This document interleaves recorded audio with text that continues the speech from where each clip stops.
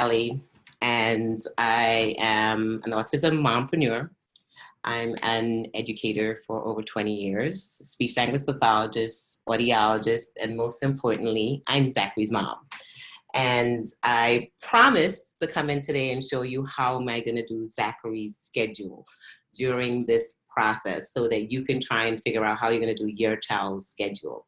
Now, it's easy for me to just give you a schedule for your child, but I don't know your child. I don't know what levels they are. I don't know what they are capable of doing, what they're not capable of doing, or what they're still learning to do better. And I don't know what are their joys, what are the things that they really enjoy to do and what they don't like to do. So some of that is going to be based on your expertise. But what I'm going to do is I'm going to demonstrate to you what I'm going to do for Zachary, and you can modify it the way you need to for yourself. And if this is great for you, then definitely pass this on to someone else who just made this. All right, let's turn that down so we don't hear my notifications go off every time. Every time, as you can tell, all the notifications are going off. So I'm going to turn everything down so that we get a nice, clear recording for you, which is partially the reason why I didn't go live, because I know I was going to get interruptions. All right, so first things first is I like to know what are the things that I need to get done first. So I look at things from a global perspective. I know I definitely need Zachary to do some reading.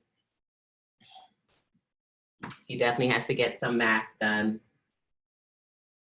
If I can get some sciences in, a little bit of history or some sort of social studies. And the third one can be like an elective, whatever else we need to work on, whether it's language or music or art. All right, so it varies on Zachary's schedule. This is what his daily schedule looked like at school too, right? Then I also want to look at some of the fun things that we like to do together. So some of the fun things I know we need to do is we definitely have to do some movement and activities, right? We definitely need to get some yoga or breathing. Forgive me, I have a total doctor's handwriting. And this is when you guys are gonna just take a blank slate sheet and just write down some of the things that you know your child needs or like to do. We know, and I'm not putting in screen time yet, we know that's gonna come. Probably some puzzles, some hands-on crafts, board games, outdoor play, indoor play. All right, so you guys can keep going and going. And I'm gonna add on to this as we go along. So I'm just giving you an example.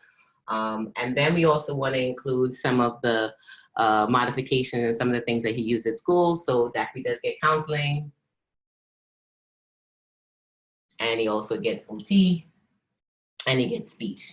All right, so this is the part where I said that for you to go back and check in their IEPs, go back and check in their IEPs to see what were they working on their last report card, what are some of the things that they were doing before. That's fine, even if you have to go into your last IEP that you have, go there and see what were they working on with your child, and just pinpoint that and write it down. So as of now, Zachary is always working on his counseling, expressing himself, expressing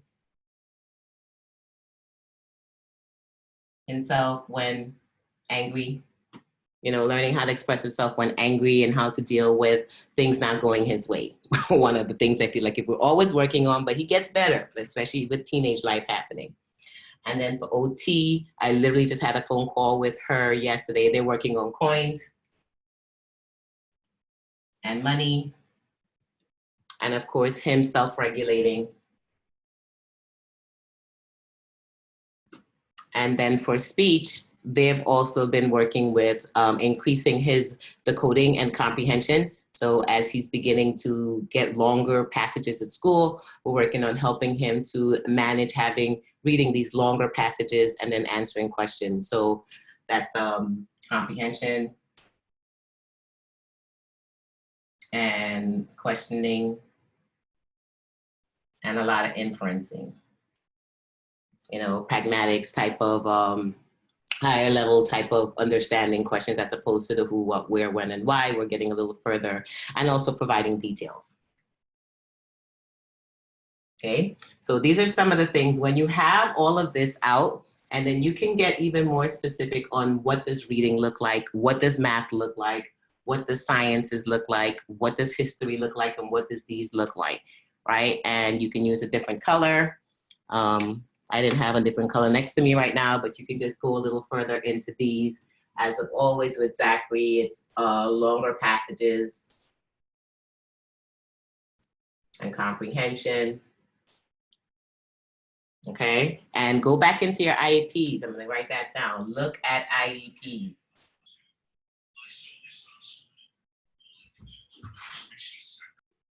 All right, so take a few minutes now to write that down. Pause this if you need to, and then when you're ready, jump back in.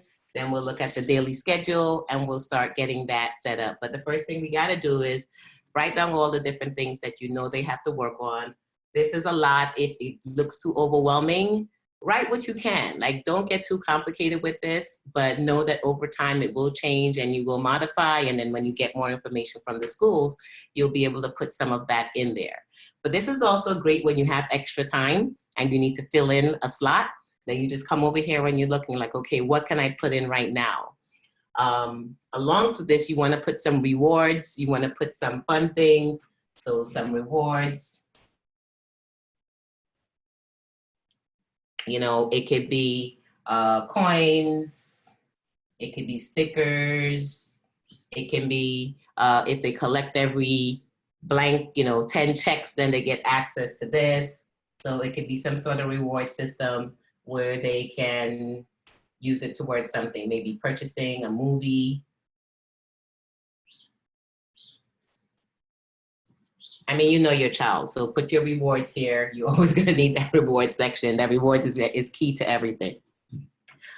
All right, so pause that. Make sure you put your list together. There's other ways of organizing this. I literally was brainstorming. So now that we look back on it, we can literally create columns of different things and use these columns to help you organize. All right, just going through with you how I'm doing Zachary. So when I redo this, of course, it'll be all nice and, zhuzh up, but this is literally what I'm gonna get ready to do.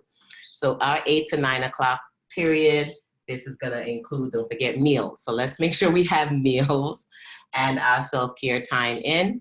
So 8 to 9, we're looking at, and you guys feel free to use a different color. So I'm gonna use pink for like the non-academic stuff.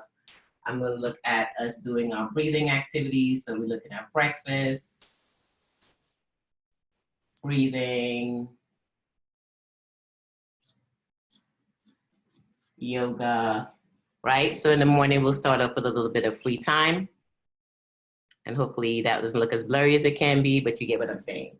And then 9, I know at school, they usually start off with reading earlier. So probably from 9 to 10. And these are, based on your child. Literally, I'm putting this together now, but I'm gonna pop in some reading or literacy fun things to do. We want to look up some channels to see what are some possible things that we can get done. So we're looking at reading, we're looking at literacy, we're looking at fun, word play. Like, it doesn't always have to be so stringent and so on top of it, but we just want to make sure we're doing something with them. Now, whether this looks like the entire hour, whether it looks like 10, 15 minutes, it's all based on your child. Whether it looks like the 30 minutes and then a break, you get to break that down and see what can your child do. Sometimes they can do the full time, sometimes they can't. However, this gives you a direction on how to at least plan the day. If your child is okay with only 10, 15 minutes, then try it for those minutes, set an alarm. And that's what I'm gonna write up here, set an alarm so they know once the alarm come off, they can take a break. So set alarm if you're not using it for the full time. And you could also set an alarm for every hour on the hour to start back again so they know, okay, it's time to start back again. And then after the reading and literacy fun word play, I would do some sort of movement here. So around 10, I would incorporate, or a few minutes before 10, I incorporate some sort of movement, something to get them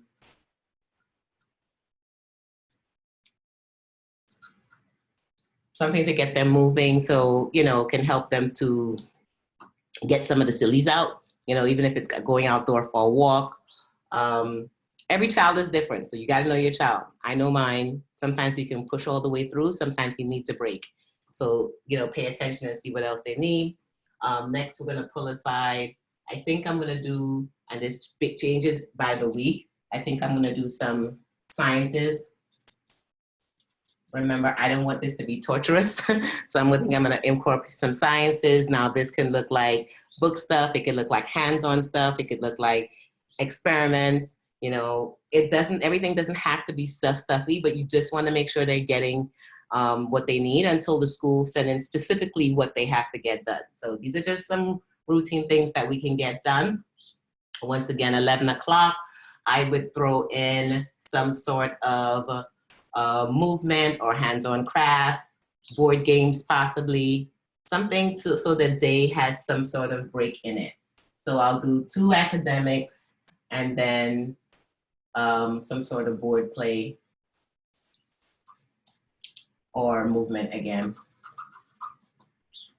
Okay, if you want to throw in another set of academics or you want to do a quick review of the morning, you can do a quick review and then lead into lunch. Lunchtime.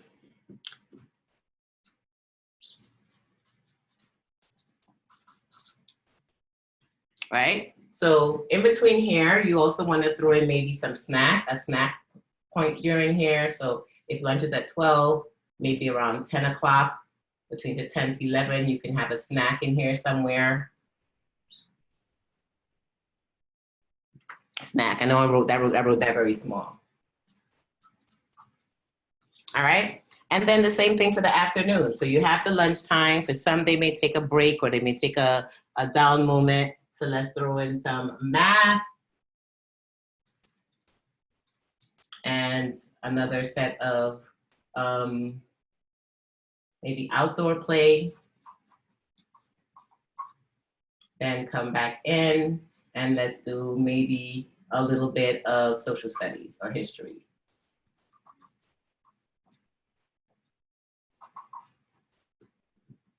All right, so you can move this around, you can play around with this.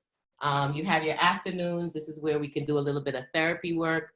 You know, play around with the schedule, know what it is that you want to work with. So I'm going to also try to put some other smaller things when I break this down into smaller parts. But if you want to at least function or focus on the day, you can move that up here, move the social studies up here, and then do the outdoor play, all depending on your child.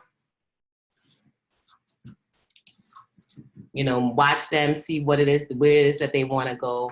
In the afternoons, I will do a lot of stuff on the therapy stuff, okay?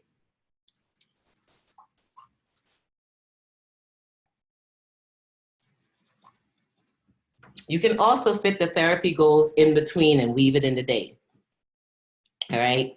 So this is just a rough assessment. Going through the beginning, I'm going to take you through another part when I get a little fine-tuned. I see what part works, what part doesn't work. Play with this. This will be your guide. Whenever you have some extra time, pull something out of here and move it over here. You know, pull it out, move it over here. This is like your guide that will keep you going. And this is just your timeline to help you know that, okay, they get something visual. They know something is happening. You can create it where you can stick things on from over here to over here. Like make it a really interactive where they can go and they can plan their day. There's a lot of stuff you can get done for the day. However, the goal is just to get started. I just wanted to get you started, okay? So tell me how this was and let me know if you want more. See you guys, it's Dr. Ali. And to get in touch with me, you go to info@dralligriffith.com and or on any of my social medias, you'll find me at Dr. Ali Griffith. That's DrAligriffith.